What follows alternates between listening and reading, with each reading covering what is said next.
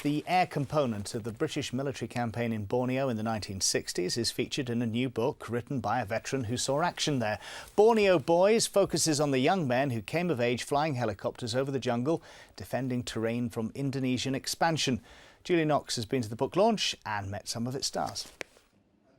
50 years ago, these men were the new breed of helicopter pilots. Many had been recruited straight from sixth form to officer and pilot training. Their first deployment was to Southeast Asia and to the third largest island in the world.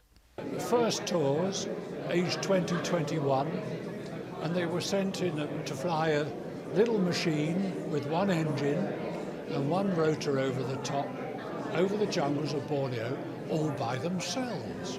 No navigators, no engineers, sometimes a crewman, and sometimes another pilot to hold the machine gun. Flying over Borneo then was my first tour, so that is very important for you because that's where you learn the most. And I was also fortunate that we did a lot of flying, more than most people do today on squadrons. I flew every day, all day, and got a lot of experience in flying hours. That stood me in good stead for everything I've done ever since, and has led ultimately to where I am today at my age, which is almost 70, still doing what I do at RAF Benson. Which is what? Training new pilots? I train new pilots, but I also train experienced pilots who come to do very specific emergencies and operational type flying in the simulator, which is almost as real as the real world.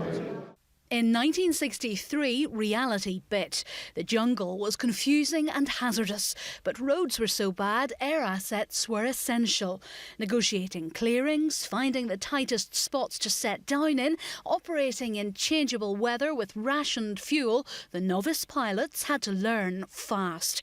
They made mistakes, they gained experience, they grew up. Why I like the book is I'm learning things about what happened in Borneo that I didn't know about. And it's widening my knowledge of what went on. And equally, I wasn't fully aware of the politics of what was going on. And now, having read the book, I now understand a lot more about why we were doing it and what we were doing it where.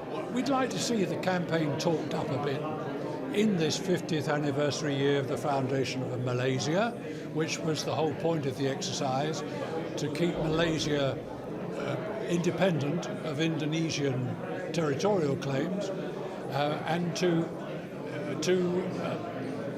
publicise a success story for British arms in the Far East over 4 years, 62 to 66, which was the last campaign in Asia before Afghanistan, and a remarkable success.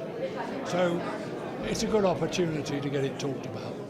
The Borneo Boys are eager to find out which of their stories have made it into print. And this is also an opportunity to reunite former flyers, men and the machines which carried them through their formative years.